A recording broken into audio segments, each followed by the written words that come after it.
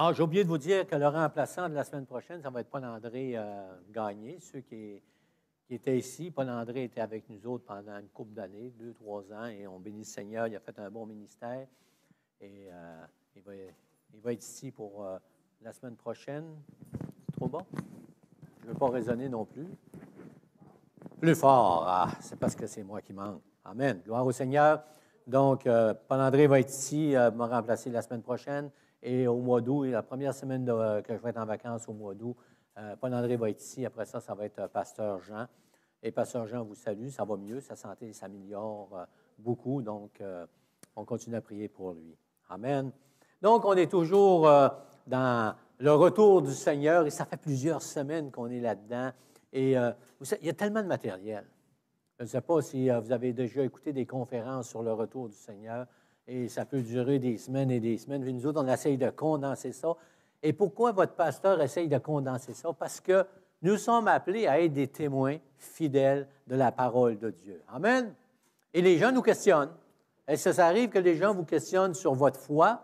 Pourquoi vous croyez? Puis qu'est-ce que vous attendez à travers les années? Qu'est-ce qui va se passer? Et les chrétiens, bien, vous savez, on parle souvent de l'Apocalypse. Mais le retour du Seigneur, ça concerne toute la parole de Dieu. Amen. Et on a hâte de savoir, on a hâte de vivre ça. Et si on avait la date, ça serait-tu le fun? Hein? Un frère me disait ce matin, à 2030, je ne sais pas, il disait ça en riant. Et je dis, ben non. Il dit, voyons donc, on ne le sait pas.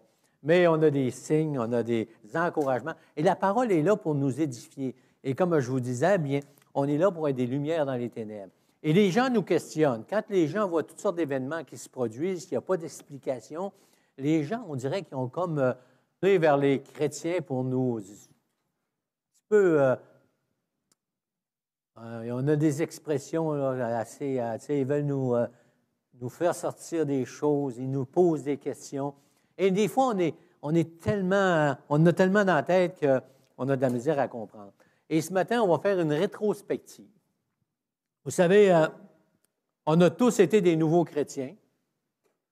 On est appelés, si le Seigneur ne revient pas, à devenir des vieux chrétiens. Amen.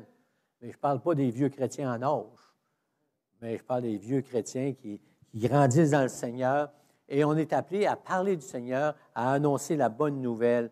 Et lorsqu'on parle du retour du Seigneur, amen, c'est une bonne nouvelle. Eh boy, elle n'est pas trop bonne, hein? Ah, Seigneur revient. Ah, ouais. Ben non, Seigneur revient, il dit relevez la tête, votre délivrance est proche. Amen. Et on regarde ça tout ensemble et souvent, là, je ne sais pas si vous êtes comme moi, peut-être moi, je ne suis pas vite. Je ne suis pas, des fois on dit on n'est pas un light bright. On lit, on entend des conférences et ça vient tout, on sait de quoi ce qu'il parle, mais on a de la misère à mettre ça en ordre. Je me souviens, lorsque j'ai fait mon cours biblique, notre professeur, il a commencé sur les prophètes. Et la première des choses qu'il nous a dit, je débute un cours, énervez-vous pas, vous ne comprendrez rien. Hey, ça commence bien. Il dit qu'on ne comprendra rien. Il dit au commencement. Il dit dans 2-3 heures, vous allez commencer à mettre les choses en place, ça va devenir plus facile. Et quand on va finir, vous allez être capable de mettre une chronologie, dire ça. C'est merveilleux. Et c'est ce qu'on va regarder ce matin parce que ça fait la 11e semaine qu'on regarde. Et on est rendu dans Apocalypse chapitre 20, versets 1 à 8, 1 à 12, mais je vais lire de 1 à 8. Et permettez-moi de vous lire ça. Puis je vis descendre du ciel un ange qui avait les clés de l'abîme avec une grande chaîne dans sa main. Il saisit le dragon, le serpent ancien qui est le diable et Satan, et le lia pour 1000 ans. Hey, c'est une bonne nouvelle. Il le jeta dans l'abîme, ferma et scella l'entrée au-dessus de lui, afin qu'il ne séduisît plus les nations jusqu'à ce que les 1000 ans fussent accomplis. Après cela, il faut qu'il soit délié pour un peu de temps. Et je vis des trônes, et à ceux qui s'y assirent fut donné le pouvoir de juger. Et je vis les âmes de ceux qui avaient été décapités à cause du témoignage de Jésus, et à cause du témoignage de Jésus, et à cause de la parole de Dieu, et de ceux qui n'avaient pas adoré la bête ni son image, et qui n'avaient pas reçu la marque sur leur front ou sur leurs mains, Ils revinrent à la vie et ils régnèrent avec Christ pendant 1000 ans. Les autres morts ne revinrent point à la vie jusqu'à ce que les 1000 ans fussent accomplis. C'est la première résurrection. Heureux et saints sont ceux qui ont part à la première résurrection. La seconde mort n'a pas de pouvoir sur eux, mais ils seront sacrificateurs de Dieu et de Christ, et ils régneront avec lui pendant 1000 ans. Quand les 1000 ans seront accomplis, Satan sera relâché de sa prison, et il sortira pour séduire les nations qui sont aux quatre coins de la terre, Gog et Magog, afin de les rassembler pour la guerre. Leur nombre est comme le sable de la mer. Seigneur, on veut te rendre grâce, on veut te bénir pour ta parole. Et Seigneur, tu veux nous parler par ton Saint-Esprit, tu veux nous édifier, tu veux nous encourager, Seigneur, afin qu'on soit des témoins fidèles, Seigneur, de ton nom, Seigneur, qu'on puisse annoncer tes oracles, Seigneur Jésus, et qu'on puisse se réjouir, Seigneur, que ton Saint-Esprit s'est révélé dans nos vies. On te donne la gloire et l'honneur, Seigneur Jésus. Amen. Première des choses qu'on doit faire ce matin, c'est de rendre grâce au Seigneur. Amen. On doit rendre grâce au Seigneur pour le Saint-Esprit qui nous a rencontrés, le Saint-Esprit qui nous a convaincus qu'on était des pécheurs. Ça, je parlais avec quelqu'un cette semaine, puis on parlait d'une situation, puis je disais, tu vis ça, essaye pas de convaincre l'autre personne que tu as raison, elle pense qu'elle a raison. Essaye pas. Plus tu vas essayer, plus ça va mener la guerre. Donc, laisse ça de même, puis prie, puis peut-être les choses vont se résorber. Et lorsque on voit que le Saint-Esprit nous rencontre, le Saint-Esprit vient nous convaincre. Les gens ont essayé de nous convaincre, ils nous ont parlé de Dieu et on ne comprenait pas. Puis tout à coup, le Saint-Esprit s'est révélé et on comprend la grâce de Dieu. Et c'est quelque chose d'extraordinaire. Et c'est la même chose au travers de la parole de Dieu. Dieu nous donne des révélations pour nous encourager. Et lorsqu'on parle du retour du Seigneur, lorsqu'on parle des événements qui vont arriver, on devrait se réjouir. Et c'est ce qu'on va regarder ce matin. On va les mettre un petit peu en ordre parce qu'on a vu pas mal de choses. La semaine passée, on a vu un thème, parce que je ne sais pas si vous avez remarqué, on est allé par thème. Hein, on a parlé des noces de l'agneau. Amen. Hein, la semaine passée, on a dit qu'on allait aux noces. On était l'épouse. Ceux qui sont en Jésus-Christ, amen, depuis que Jésus est ressuscité d'entre les morts, on est sous la nouvelle alliance. Tous ceux qui ont accepté Jésus-Christ, aller jusqu'à son retour, ils font partie de l'Église. Et un jour, on va être présenté comme épouse aux noces de l'agneau. Amen. La première partie des noces, hein, c'est la cérémonie de mariage. Après ça, il va y avoir le grand festin à lequel on est appelé. On a parlé aussi du tribunal de Christ.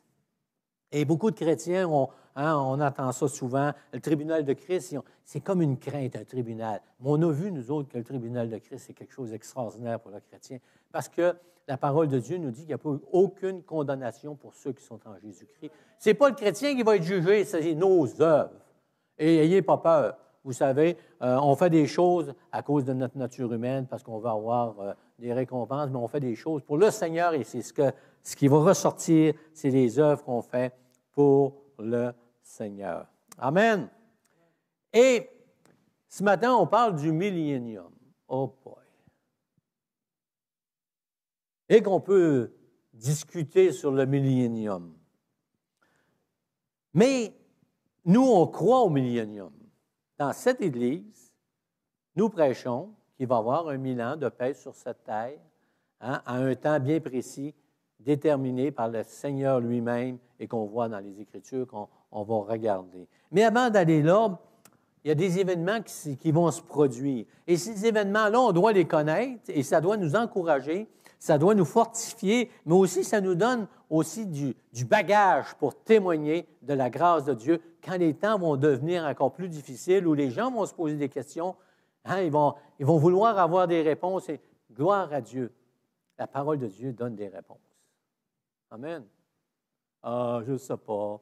Ah, oui, ah, peut-être, je ne sais pas. On ne veut pas être des théologiens, mais il y a des principes qui sont là dans la parole de Dieu qui sont simples, qu'on peut inculquer à un enfant, que nous autres, on est comme des enfants devant le Seigneur, et il y a des événements qui vont se produire, qu'on a déjà vus, qu'on va regarder dans notre rétrospective ce matin. Et la première des choses, c'est qu'avant que le Seigneur revienne, il faut que l'Église soit complète. Est-ce que ça vous encourage? Dans Romains 11, 25. « Car je ne veux pas, frères, que vous ignoriez ce mystère, afin que vous ne vous regardiez point comme sages. C'est qu'une partie d'Israël est tombée dans l'endurcissement jusqu'à ce que la totalité des païens soit entrée. » Les païens, ce sont les non-juifs qui vont recevoir Jésus-Christ comme leur sauveur personnel. Et l'Église ne sera pas enlevée aussi longtemps qu'il va y avoir des personnes à venir au Seigneur ici-bas, sous la grâce. Amen. Et ça, c'est encourageant. Vous devriez vous réjouir. Amen. Il n'est pas trop tard pour annoncer l'Évangile à vos amis. Il n'est pas trop tard pour annoncer l'Évangile à vos frères, à vos sœurs. Il n'est pas trop tard pour annoncer l'Évangile à vos enfants. Vous dites, « Hey, ça fait des années que je suis dans le Seigneur. Mes enfants sont venus à l'éducation chrétienne. Ils ne comprennent pas. J'ai beau leur dire, décourage-toi pas, continue à prier parce que c'est encore un temps où tu peux dire, le Seigneur, il y a encore des réserves parce qu'il n'est pas venu, parce qu'il va y avoir encore des gens à être sauvés. Pourquoi ce ne serait pas mes enfants? Pourquoi ce ne serait pas mon père, ma mère, mes frères, mes sœurs, et ainsi de suite? On peut se réjouir. Et à chaque thème de la parole de Dieu, le chrétien peut se réjouir. Amen. L'Église n'est pas encore complétée. Amen. Et c'est pour ça qu'il nous appelle à être des témoins fidèles. Alléluia. Il nous appelle à annoncer l'Évangile parce qu'on va avoir encore des baptêmes d'eau si le Seigneur ne revient pas. Amen. On va avoir encore des enfants qui vont venir à l'éducation chrétienne. Il va falloir qu'on se lève pour l'éducation chrétienne. Amen. Il va falloir qu'on se lève pour la louange. Amen. Il va falloir qu'on se lève pour les ministères dans l'Église. Il va falloir qu'on se lève pour partager l'Évangile parce qu'il y a encore du monde à être sauvé. Amen. Parce que le Saint-Esprit travaille encore. Alléluia. Et nous, on est là, et on est là pour annoncer la bonne nouvelle du salut en Jésus-Christ. Et quand l'Église va être complétée, on n'aura plus besoin de le faire. Amen. Parce qu'on va être dans la gloire du Seigneur. Mais en attendant, soyons des lumières dans les ténèbres. Et on sait que les gens qui nous entourent, les gens qui ne connaissent pas le Seigneur, avec tout ce qui se passe sur la planète à l'heure actuelle, là, il y a comme une accalmie. Et c'est qu'on est oublieux. Ça fait combien de mois qu'on parle de pandémie? Ah oui, c'est ça. Et tout à coup, ils ont donné comme un petit lousse. C'est vrai? Ah, là, on peut avoir bien des opinions, là. Mais c'est pas ça, je ne parle pas d'opinion. Je parle, qu'est-ce que ça fait, le petit lousse? C'est qu'on oublie vite. Hein? Et si vous êtes comme moi, votre fameux masque, là, on n'y pensait pas avant, on l'avait toujours dans nos poches, puis là, on se ramasse souvent qu'on est obligé de retourner dans notre voiture parce qu'on l'a oublié. C'est vite qu'on oublie toutes ces affaires-là. Et c'est le même dans le monde aussi, vous savez. Hein? Là, il y a comme une accalmie parce que, encore la fin du monde. Les inconvertis disent ça. Hey, il y a une pandémie, là, même s'ils ne croient pas en Dieu, même s'ils ne croient en rien, là, ils ont peur. Là, c'est dramatique, le monde meurt et ainsi de suite. Mais là, tout à coup, il y a comme une accalmie. On va passer au travail. On va passer à une autre étape. Mais on est des humains aussi, on est pareil. On est exactement comme avec une nature humaine qui est attachée à nous, mais on doit se rappeler que l'Église n'est pas complétée. Et parce que l'Église n'est pas complétée, on est appelé à annoncer le salut par grâce et de se servir des événements qui nous entourent, comme Jésus partageait. Et vous savez, les paraboles, lorsque Jésus partageait le royaume de Dieu, il prenait des choses de la vie pour les amener à une vérité spirituelle. Amen. Et aujourd'hui, on sait que l'Église n'est pas complétée. Mais un jour, on va l'être et ça va être l'enlèvement de l'Église, le deuxième point. 1 Thessaloniciens, chapitre 4. « Voici en effet ce que nous déclarons d'après la parole du Seigneur. Nous, les vivants, restés pour l'avènement du Seigneur, nous ne devancerons pas ceux qui sont morts, car le Seigneur lui-même a un signal donné à la voix d'un archange, au son de la trompette, descendra du ciel et les morts en Christ ressusciteront premièrement. Ensuite, nous les vivants qui seront restés, nous serons tous ensemble enlevés avec eux sur la nuée à la rencontre du Seigneur dans les airs. Et ainsi, nous serons tous avec le Seigneur. Consolez-vous donc les uns les autres par ces paroles. Consolez-vous, amen. Et on a cette consolation lorsqu'on regarde la parole de Dieu et on pense à ce que ça va être l'enlèvement de l'Église. On devrait se réjouir, amen, des deux bords, amen. Si je ne participe pas à l'enlèvement de l'Église, c'est parce que je vais ressusciter, on pourrait dire, de mon vivant. On s'entend bien parce que celui qui croit en Jésus-Christ, qui a confessé Jésus-Christ comme son sauveur personnel, qui a accepté la grâce de Dieu, qui s'est repenti de ses péchés, non pas du bout des lèvres, comme on a vu, mais avec un cœur repentant au plus profond de lui-même, qui a reconnu que sans Jésus-Christ, il était perdu, et que je répète les mêmes choses, mais je suis comme Paul, je ne me lasse point de répéter les mêmes choses. Amen. Et ceux qui ont vraiment cette pensée en Dieu, qui ont connu Jésus-Christ comme leur sauveur personnel, ils peuvent se consoler qu'un jour, ils vont être dans la grâce du Seigneur. Amen. Et si je meurs entre-temps, je vais ressusciter. Amen. Et double consolation, c'est que moi, je connais beaucoup de monde. J'ai enterré. Je suis rendu le spécialiste des enterrements pour beaucoup de pasteurs.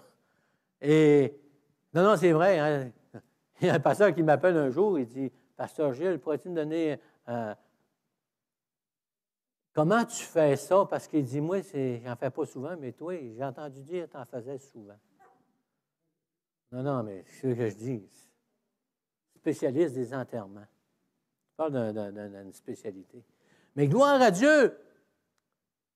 Tous ceux que j'ai fait le service, je vais les revoir un jour lorsque la trompette va sonner. Amen! Parce qu'ils font partie de l'Église de Jésus-Christ. Hein? Je vais être avec eux autres, puis je me console. Amen! Je vais être avec les frères et les sœurs que j'ai emmenés le service funèbre. Alléluia! On doit se réjouir de savoir qu'un jour la trompette va sonner et qu'on va être enlevé. D'une manière ou d'une autre, on va revenir et on va aller à la rencontre du Seigneur dans les airs.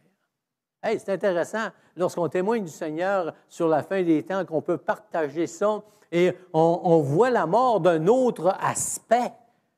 Le premier aspect, c'est qu'on sait qu'on a la vie éternelle en Jésus-Christ. Déjà là, c'est quelque chose d'extraordinaire parce que les gens aujourd'hui, ils ont cette incertitude face à la mort. Qu'est-ce qui arrive après la mort? Où est-ce qu'on s'en va? Et ainsi de suite. Et nous autres, pas par prétention, mais parce que le Saint-Esprit s'est révélé, on peut dire oui. Moi, je sais que je m'en vais dans la gloire du Seigneur pour l'éternité. Amen. Donc, on a vu à travers les semaines que vraiment, on entend le son de la trompette et on doit relever la tête. Amen. Peu importe les événements qui nous entourent, on garde la tête haute, c'est la parole de Dieu qui s'accomplit. On a vu aussi que la nation d'Israël va être rassemblée. Depuis 1967, Israël commence à 48. Dans 48, quand ils sont devenus une nation, il y a ce phénomène qui s'est produit parce que les Juifs étaient à travers le monde partout. Et si vous connaissez des Juifs, leur désir, c'est de retourner en Israël. Et ils font tout. On avait un ami qui était pasteur, il travaillait pour des Juifs. Et les autres, à toutes les années, ils faisaient un gros banquet pour ramasser de l'argent pour retourner en Israël. Hein, c'était ça. Et la parole de Dieu nous dit dans Matthieu 24 qu'il va y avoir quelque chose où Israël va se tourner, va retourner dans leur terre nationale, si on pourrait dire. Donc, ça devrait nous encourager. Lorsqu'on voit ça alentour de nous, que les Juifs sont en train de se préparer parce qu'ils attendent quelque chose. Parce que la parole de Dieu nous dit qu'ils sont en attente. Amen. Même s'ils n'ont pas reconnu Jésus-Christ comme sauveur, on va voir plus tard qu'on ne peut pas lancer une pierre parce que même dans le millénium, il va se produire des choses assez spéciales. La quatrième des choses, on a vu que la manifestation de l'Antéchrist. Et comment est-ce, comme chrétiens, on se pose des questions? Hein? Mais 2 Thessaloniciens 2,3 répond, il dit que personne ne vous séduise d'aucune manière. Ensuite, là ça m'encourage. Hein, parce que ça me dit que je vais en entendre des vertes et des pommures, je vais entendre toutes sortes de choses au sujet de l'Antéchrist, hein, sa venue, ainsi de suite. Même, hein, ils vont dire, le Christ est arrivé, ainsi de suite. Il faut que l'apostasie soit arrivée auparavant. Vous savez, on regarde l'Église aujourd'hui. Moi, je dis toujours, il y a 2 barèmes pour voir si le Seigneur est proche. Le premier barème, c'est Israël. Lorsqu'on tourne le regard vers Israël, on voit tout ce qui se passe, puis on a juste à sonder les Écritures, puis tout.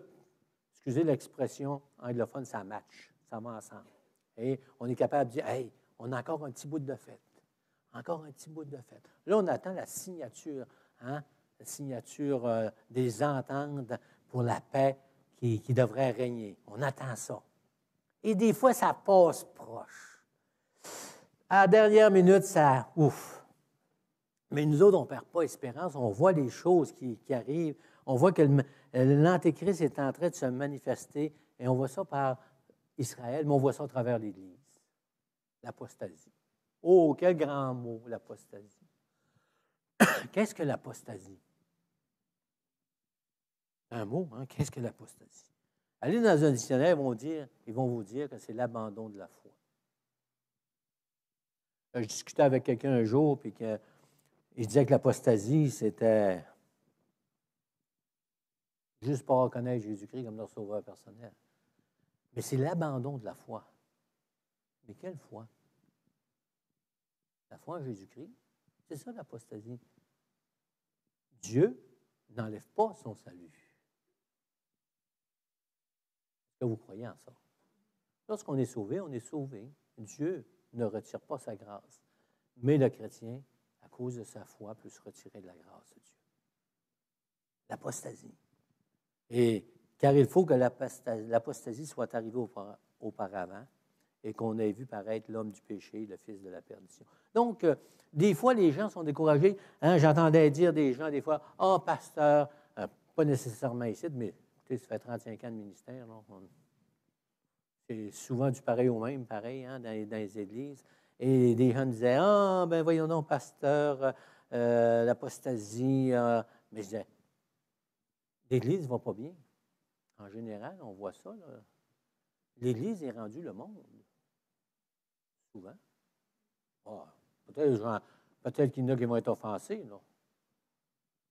Mais combien j'ai entendu de vieux chrétiens dire, c'est plus pareil comme c'était. C'est plus pareil comme c'était dans le temps.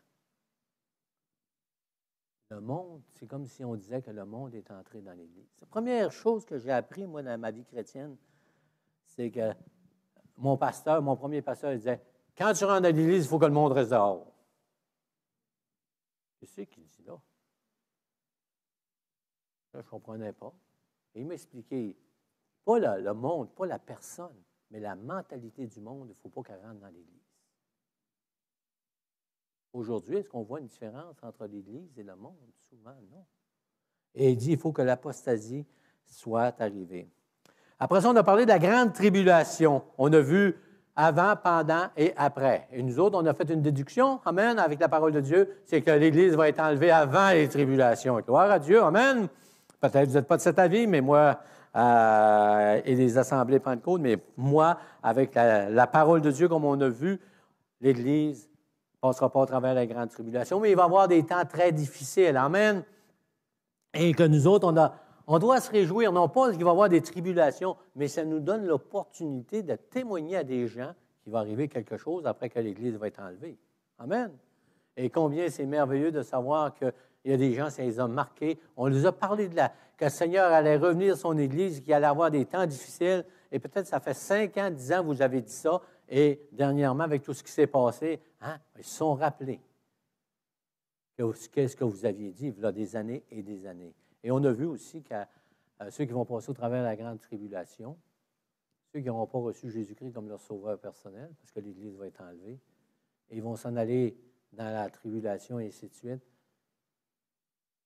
ils vont se rappeler que quelqu'un leur a dit un jour, le Seigneur va revenir, va venir chercher son Église. Après ça, ça va être des temps effrayables sur la terre, et tu vas pouvoir te repentir de tes péchés, mais ça va coûter ta vie. Il faut toujours s'en rappeler. Amen. Alléluia. Et ensuite, on a vu la seconde venue de Christ avec ses saints. Zacharie 14, 4, il dit, « Ses pieds se poseront en ce jour sur la montagne des Oliviers, qui est vis-à-vis Jérusalem du côté de l'Orient. La montagne des Oliviers se fendra par le milieu de l'Orient jusqu'à l'Occident. » Le Seigneur va revenir. Il vient chercher les siens, c'est merveilleux. Amen. On va aller à la rencontre du Seigneur dans les airs. Mais on va revenir avec le Seigneur. Et quand les pieds vont se poser sur le mont des Oliviers, qu'est-ce qui va arriver? La bataille d'Armageddon. La plus grande bataille de l'histoire. Si vous pensez que la guerre de 14 ou la guerre de 39-45, c'était épouvantable, pensez que la bataille d'Armageddon, ça va être épouvantable. Mais le Seigneur est victorieux. Amen. Et la victoire va être dans le Seigneur. Alléluia. Et la bête et le faux prophète vont être jetés dans les temps de feu pour l'éternité. Alléluia. Et ceux qui vont passer au travers, bien, ils vont avoir le jugement de Dieu qui va venir sur eux autres et qui va les détruire pour non pas le jugement final, mais ça va être un jugement pour la situation qu'on appelle le jugement des nations. Il ne faut pas confondre le jugement des nations avec le jugement final. Amen. On va voir ça plus tard, le jugement final, comment est-ce que ça va se passer. Mais rappelons-nous qu'il va y avoir un jugement pour les nations. Ceux qui n'auront pas reçu la marque de la bête seront introduits dans le millénium. Et ça va être extraordinaire. Le millénium. 1000 ans. Imaginez, 1000 ans. Et qu'est-ce qui va arriver durant ces 1000 ans? Satan va être lié pour 1000 ans. Ah ouais? Il ne fera pas de ravage. Pendant 1000 ans, là, il n'y aura aucun ravage qui va se faire sur terre. Ça va être extraordinaire. Amen. Hey, ça va être quelque chose. Dans l'Apocalypse 23, et il le jeta dans l'abîme, ferma et scella l'entrée au-dessus de lui, afin qu'il ne séduisît plus les nations. Les gens ne seront pas séduits pendant 1000 ans. Satan ne sera pas là pour les séduire, jusqu'à ce que les 1000 ans fussent accomplis. Après cela, il faut qu'ils soient déliés pour un peu de temps. Après ces 1000 ans-là, Satan va être délié pour un peu de temps. Pourquoi? Vous êtes-vous posé cette question-là? Pourquoi Satan va être délié après 1000 ans? Hey, c'est une bonne question, hein? Je ne sais pas si vous avez cherché la réponse. Hein? Mais ça nous montre vraiment la nature humaine. Ça nous montre vraiment que souvent on a la condamnation facile. Hein? Quand j'ai accepté le Seigneur, je me disais, comment ça se fait que les Juifs n'ont pas reconnu Jésus-Christ comme le Messie? Avec toutes les prophéties de l'Ancien Testament, il était bouffé. Excusez l'expression. Il ne voyait pas clair. Moi, si j'avais été un Juif, je l'aurais vu tout de suite. Pas sûr. Pas sûr. Parce que là, je vois pendant 1000 ans, Jésus-Christ va régner et les gens vont être dans le millénium. Et pendant 1000 ans, ils n'auront pas l'influence de Satan. Puis ça me montre que ce n'est pas juste l'influence qui nous emmène loin du Seigneur. C'est notre cœur. Vous savez, les fameux études universitaires qui ont essayé de prouver que c'était l'environnement de l'enfant qui faisait que l'enfant était mauvais ou pas. Si l'enfant était dans une bonne famille, bien, ça allait être un enfant qui allait être équilibré et qui allait être bon. Qui n'allait pas être méchant, qui ne ferait pas de mal à personne. Ça, c'est la philosophie du monde. Mais qu'est-ce que dit la parole de Dieu? Peu importe ton environnement, c'est ton cœur. C'est ton cœur. Le cœur de l'homme est tortueux et méchant. Donc, durant le millénium, là, la nature humaine va être encore là. Et il va y avoir des gens qui vont avoir une apparence de suivre Jésus qui règne sur terre. Ils vont avoir une apparence de soumission, mais leur cœur va être tortueux, qui va se révéler quand Satan va arriver 1000 ans après. Puis il va commencer à les séduire. Ils vont le suivre comme les sables de la mer, la parole de Dieu. Pas un ou deux. Ça va être surprenant de voir comment est-ce que les gens vont suivre Satan. Mais le millénium, ça va être quelque chose d'extraordinaire. 1000 ans de paix. Mais ce qui est le plus merveilleux, là, c'est que Christ va y régner pendant 1000 ans. Amen. Imaginez, là, les gens qui vont être là dans le millénium, ils vont voir Jésus-Christ face à face, constamment. Ça va être quelque chose d'extraordinaire. Puis la parole de Dieu nous le dit dans Apocalypse 20, verset 6b. Heureux et saints sont ceux qui ont part à la première résurrection. La seconde mort n'aura point de pouvoir sur eux, mais ils seront sacrificateurs de Dieu et de Christ, et ils régneront avec lui pendant ces 1000 ans. Imaginez, là, ça va être quelque chose d'extraordinaire. L'épouse, les saints vont régner avec Jésus-Christ pendant 1000 ans. Hey, c'est moins une bonne nouvelle, ça. Hey. Alléluia. Et durant ce 1000 ans, la parole de Dieu nous dit que Christ va régner majestueusement. Christ portera les insignes de la majesté et il régnera avec magnificence. On voit ça dans Zacharie 6,13 et dans Ésaïe 32, 1 à 4. Christ va régner en personne durant 1000 ans. Et tout le monde va être là et va le voir. Il a marché sur cette terre pendant 3 ans. Hein? Et là, ça va être. Il a marché comme serviteur. Mais là, il va régner. Il va être le roi des rois. Il va être le Messie. Il va régner comme le roi avec une verge de fer. Amen. Alléluia. Et une chose qui est merveilleuse, c'est que Israël, qui est la nation de Dieu, va être restaurée en tant que peuple de Dieu, mais aussi spirituellement. La gloire de Dieu va résider à Jérusalem à nouveau. Extraordinaire. Alléluia. Hey, nous autres, on va être participants. Imaginez, là. Hey, fini notre pèlerinage ici-bas avec tout ce qu'il comporte. Amen. Plus de vieillissement, plus de bobos, on va être en shape, avec un corps glorieux. Amen. Hey. Les jeunes, si vous ne savez pas comment est-ce que c'est avoir un corps glorieux, demandez aux vieux. Ceux qui, quand ils parlent ensemble, ils disent « j'ai mal ici ». C'est malou. C'est malou, c'est mal ici. On n'aura plus de ça. Amen. On va être dans la gloire de Dieu. Amen. On va régner avec lui. Et ce qui est intéressant, c'est que tout œil va le voir et tout genou fléchira. Amen. Et durant le 1000 ans, les nations vont être soumises à Christ. Ils vont jouir d'une paix abondante. Amen. Pendant 1000 ans, la paix sur la terre. On voit ça dans Psaume 2. On voit ça dans Ésaïe 9. On voit ça dans Daniel 2, 44 et ainsi de suite.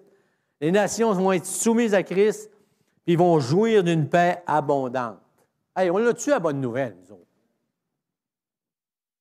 Hey, ce n'est pas la bonne nouvelle GM, là, c'est la bonne nouvelle de la parole de Dieu. Est-ce que vous prenez une nouvelle? Ceux qui prennent des nouvelles, là, c'est rare qu'on entende une bonne nouvelle. C'est rare. Mais nous autres, on a la bonne nouvelle. Hey, c'est tellement. Les nouvelles sont tellement, comment je dirais ça, écrasantes, si on pourrait dire. C'est que durant un bout de temps, voyons, les nouvelles étaient tellement pesantes qu'une compagnie avait décidé de mettre la bonne nouvelle, GM. Les mauvaises nouvelles étaient toujours là, puis ils ont décidé, ils ont dit, tiens, on va avoir un punch, la bonne nouvelle de la compagnie. Mais nous autres, on a la vraie bonne nouvelle. Alléluia. On a la vraie bonne nouvelle, celle de la parole de Dieu. Ah, alléluia. 71 ans. J'aurais jamais cru vivre 71 ans. J'aurais pensé vivre 71 ans. Je suis rendu à 71 ans, puis il ne m'en reste pas bien longtemps à vivre. Mais durant ces 1000 ans de paix, l'âge va rallonger. Mais pas comme aujourd'hui. Les rhumatismes, comme disent les vieux, ne seront plus là. Germain, pourquoi te lever la tête? Rhumatisme. On n'aura plus de ça. La vie va être prolongée. Amen. Et Bonne nouvelle pour le monde. La planète se meurt. L'avez-vous entendu, ça? Mais on a une bonne nouvelle. C'est qu'il n'y a rien de nouveau sur le soleil. Dans la Bible, c'est marqué que la planète se meurt. Dans Romains 8, dans Romains, excusez, je l'ai perdu. Je vais retourner. Dans Romains, chapitre 8, 19 à 22, on voit que la nature attend la délivrance. Alléluia. Et durant ces 1000 ans de paix-là, la nature va verdoyer. Il n'y aura plus de pollution. Ça va être quelque chose d'extraordinaire. Et nous autres, on le sait d'avance, ça va arriver. On le sait que ça va arriver. Mais on sait aussi que l'homme a beau faire tous ses efforts, puis c'est pas mauvais, là. Tu sais, c'est fini le temps où on agissait en innocent. Excusez l'expression. Hein? Non, mais c'est vrai qu'on était... C'était épouvantable. C'était épouvantable. Je me souviendrai qu'un homme travaillait un jour, puis il était troqueur, puis il rentrait son camion dans le garage, puis il fallait qu'il fasse un changement d'huile, un gros camion. Et il demande à son patron, je peux-tu avoir la tube à l'huile? Le patron, il dit, pourquoi faire? Tu enlèves la plaque, tu laisses ça tomber dans les égouts. Ben, c'était le même. Vous ne le savez pas, vous autres, hein? Ceux qui ont travaillé là, dans le temps, ils ont travaillé dans les garages, là, 25, 30 ans, 50 ans, c'était comme ça. Envoyer les égouts. On ne perd pas de temps à mettre une tube à l'huile. Hein? Êtes-vous à la dompe présentement? Allez-y, vous allez vous faire choquer si vous n'écoutez pas ce qu'ils disent. Ils trient tout. Le bois peinturé, le bois pas peinturé. Le papier noir, là, et là. Hey, si vous m'aviez vu la semaine passée, à Dompe, vous auriez vu un pasteur qui était frustré. Oh, Écho, c'est plus une Dompe, excusez. Comment ça s'appelle, Christian Écho? Mais il trie. Hey, j'arrive avec mon trailer. Qu'est-ce que vous avez, monsieur? Du bois. Quelle sorte de bois? Ben, il y a du bois. OK. Avez-vous de la mélamine? Non. Avez-vous du bois peinturé? Oui. Bon, vous mettez le bois peinturé, vous allez dire qu'en avant, le bois peinturé va là, puis le bois de la pas peinturé va là. OK. Je recule le trailer. Je ne vois pas de différence, tout est mêlé. Je tire tout ça là. La madame arrive, elle dit, monsieur, qu'est-ce que vous avez fait? J'ai fait ce que tu as dit, j'ai jeté le bois là. Non, non. Tu as du bois peinturé. Ouais. Il va l'autre bord. Madame, monsieur, il y a une petite pancarte. Ah, on ne la voit pas, là, parce que le gars, il n'a pas tassé de bois. Ah, ouais, qu'est-ce que je fais? Elle a dit, tu prends tout ton bois peinturé, puis tu vas l'amener l'autre bord. Hey! Et le pasteur, vous savez, un pasteur, c'est parfait. Ah, ben merci, Seigneur. T'es bon, Seigneur. Oh. Alors, je te dis que le bois, il a déménagé l'autre bord. Et là, c'est arrivé chez nous, là, madame. Et ainsi de suite, vous savez, ils font attention à la planète. C'est bon, là, ce qu'ils font là. Fait que si vous allez à Dompe, écoutez les consignes. Vous allez vous éviter des problèmes. Hein? Parce qu'ils veulent que la planète soit sauvée. C'est bien. Mais la parole de Dieu nous dit que la terre elle-même attend la délivrance. Parce que, hein, ils ont raison, on est rendu trop loin. Il y a juste le Seigneur qui peut avoir une solution. Et ça nous donne des moyens de témoigner. Amen. Hey, quand quelqu'un vient nous dire, hey, on va remettre la planète comme elle était, jamais. Juste le Seigneur qui peut le faire. Il y a juste le Seigneur qui peut le faire. C'est ça la bonne nouvelle. Ça va être fait. Mais au temps du Seigneur. En attendant, faisons du mieux qu'on peut. Amen. Mais c'est le Seigneur qui va faire un jour que la terre va être libérée de la servitude à laquelle elle a été soumise par l'homme. Donc, on voit ça dans la parole de Dieu, dans Romains. Amen. Ah, là, tu dis, dernier point qu'on voit ce matin, lorsque on regarde, Satan va être délié après 1000 ans. Apocalypse 27 et 8. Quand les 1000 ans se seront accomplis, Satan sera relâché de sa prison et il sortira pour séduire les nations qui sont aux quatre coins de la terre, Gog et Magog, afin de les rassembler pour la guerre. Leur nombre est comme le sable de la mer. Et ça paraît tellement une mauvaise nouvelle quand on regarde ça de même. Comment est-ce qu'on peut témoigner de la grâce de Dieu? Et comme je vous disais tout à l'heure, ça nous montre la grandeur du salut en Jésus-Christ, de l'amour de Dieu. Ça nous montre vraiment que la parole de Dieu est vraie.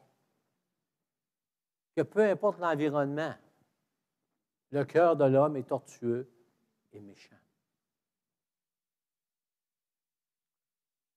L'Apocalypse, le retour du Seigneur est là pour nous amener à témoigner de la grâce de Dieu, non pas négativement, mais avec la joie du Seigneur. Et quand Jésus dit « relevez la tête, votre délivrance est proche », amen, c'est quelque chose d'extraordinaire. Hey, Dieu me donne les outils pour partager la bonne nouvelle de son salut. La bonne nouvelle qu'il revient bientôt, amen, avec tout ce que ça va comporter. Ça peut donner une ouverture sur les gens où le Saint-Esprit, les gens sont en questionnement. Pensez pas que les gens n'ont pas de spiritualité aujourd'hui. Les gens ont plus de spiritualité qu'avant, mais ont moins de religion. Est-ce que vous comprenez ça?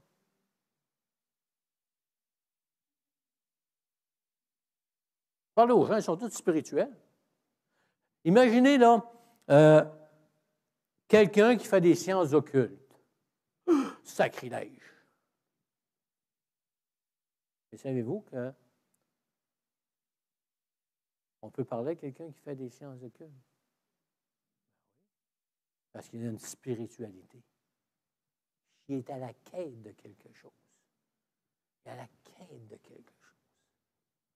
Pas la religion, il ne veut rien savoir de la religion. Mais il veut savoir les choses profondes. Et nous autres, on a un message spirituel. Pas la religion, mais un message spirituel, basé sur la parole de Dieu. Amen. Parce que la parole de Dieu, elle écrase la religion. Mais elle élève le Seigneur Jésus-Christ. Elle élève la grâce de Jésus-Christ. Elle élève le sacrifice parfait de Jésus-Christ sur la croix. Son sang qui a été versé pour nos péchés. On a un gros mandat, vous savez, mais beaucoup moins gros que ce qu'on pensait. Les vieux de la vieille, comme on dit, en tout cas peut-être pas vous autres, mais dans mon jeune temps chrétien, on s'en allait avec notre brique et notre fanal. Et qu'on a assommé du monde avec une Bible. En essayant de les sauver. En essayant de les convaincre. Ce n'était pas notre job. On ne peut pas convaincre personne. C'est le Saint-Esprit qui le fait. Merveilleux, n'est-ce pas?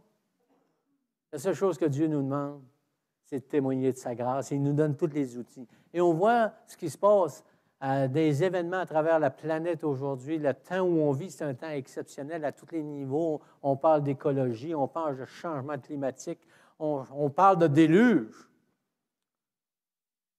Hey, la Terre va être détruite par le déluge, on entend encore ça aujourd'hui. Pas demain qu'on va être détruit par le souffle et le feu, la parole de Dieu nous dit. On a les réponses du monde. Est-ce que le monde se pose les questions, puis qu'ils vont chercher à gauche et à droite, puis qu'ils n'ont pas les bonnes réponses? Le croyant, avec la parole de Dieu, a les bonnes réponses, la bonne nouvelle. Et tout repose sur le salut en Jésus-Christ, sur l'œuvre de Jésus-Christ, et on est dans les années de grâce. Et l'Église n'est pas encore complétée, mes amis. Il y a encore du monde à venir à l'Église. Alléluia. notre baptistère. Oui. Mais on va aller au quai. On va en baptiser du monde. Hein?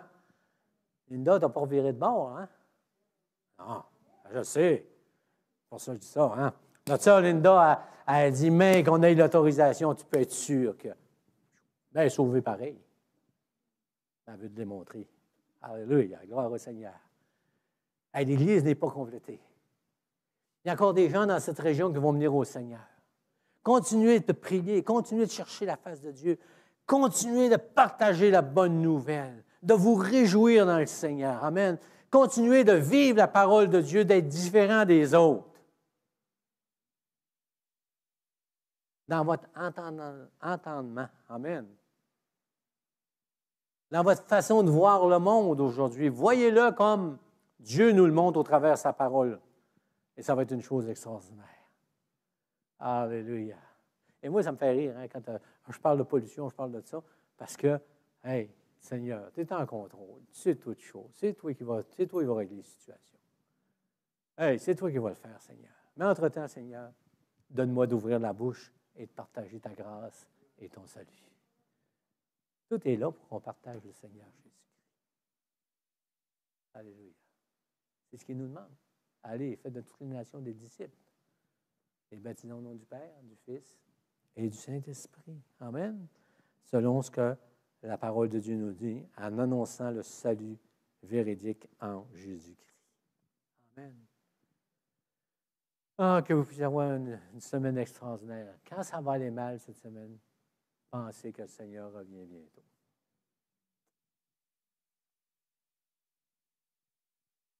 Quand vous allez partager la grâce de Dieu, que vous allez dire, ah, ils ne veulent rien attendre. Découragez-vous pas. Parce qu'il y en a qui vont être sauvés. Parce que l'Église n'est pas complétée. Ah, peut-être vous allez parler, vous allez dire, hey, pourtant j'étais convaincant. On dirait qu'il n'a pas compris. Je ne comprends pas. C'est tellement clair. Laisse ça au Saint-Esprit. Fais confiance au Saint-Esprit. Il va faire l'œuvre que tu n'es pas capable de faire. Parle, partage, annonce la grâce de Dieu. Amen. On va remercier le Seigneur. Grand Dieu, on t'a béni ce matin parce que tu m'as éclairé un jour, Seigneur. Comme tu as éclairé la majorité qui sont là ce matin, Seigneur Jésus. Mais si ce matin, dans cette assemblée, il y a des gens qui n'ont pas encore reçu Jésus-Christ comme leur sauveur, bien, Seigneur, tu leur donnes l'opportunité ce matin, non pas avec une religion, non pas à cause d'une organisation, non pas à cause de leurs œuvres, mais tu l'offres, Seigneur, ce privilège de te connaître simplement en reconnaissant que sur la croix, tu as tout accompli. Que tu as versé ton sang afin qu'ils soient pardonnés de leurs péchés et qu'ils aient la vie éternelle. Et s'il y en a parmi nous ce matin qui n'ont pas encore reçu Jésus-Christ comme leur sauveur personnel, vous pouvez le faire là où vous êtes dans votre banc, en reconnaissant que vous êtes des pécheurs et que sans la grâce de Dieu, vous êtes perdus. Et à ce moment-là, vous allez voir que si tu donnes ton cœur au Seigneur, le Saint-Esprit va venir rassurer ton cœur et il va te donner cette paix qui est promise dans la parole de Dieu, cette paix qui surpasse toute intelligence. Seigneur, on te donne la gloire et l'honneur ce matin. On te remercie pour l'Esprit Saint qui agit encore aujourd'hui. Ton Saint-Esprit qui a fait un œuvre de conviction comme on voit dans Jean, Seigneur, où tu dis, Seigneur, c'est lui qui va convaincre, Seigneur. Et Père, merci qu'on n'a pas apporté de convaincre les gens, mais simplement de partager la bonne nouvelle. Dieu, cette semaine est devant nous. On te la donne, Seigneur, et qu'on soit la lumière dans les ténèbres et le sel de la terre, Seigneur Jésus. Puisses-tu bénir chacun de nos frères qui sont ici ce matin, Seigneur, et bénir ceux qui sont à la maison ou au travail. Fais ton œuvre, Seigneur. Continue ton œuvre en chacun de nous et qu'on soit vraiment, oh oui, la lumière, comme on le dit, dans les ténèbres. Merci éternel. Amen et amen. Donc, n'oubliez pas, cette semaine, je ne suis pas là. Donc, il y a des personnes qui ont mon numéro de téléphone. S'il y a quelque chose de majeur, bien, ils vont me contacter. Amen. Dieu vous bénisse abondamment. Bonne semaine.